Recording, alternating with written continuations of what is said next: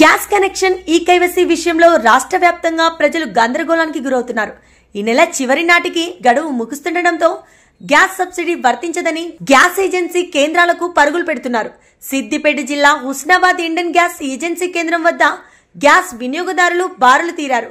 చుట్టుప్రక్కల గ్రామాల నుండి వచ్చామని, ఈ నెల చివరితో గడువు ముగిస్తుందని తెలియడంతో ఈ కైవసీ చేయించుకోవడానికి వచ్చామని గ్రామస్తులు, మహిళలు తెలిపారు. మరోవైపు గ్రామాలలోని ఇంటింటికి వెళ్లే గ్యాస్ డెలివరీ బాయ్స్ వినియోగదారుల ఇంటి వద్దే ఈ కైవసీ చేస్తారని ప్రచారం జరుగుతున్నా ఆ విషయమై ఎవరు స్పష్టత ఇవ్వడం లేదని వినియోగదారులు వాపోతున్నారు.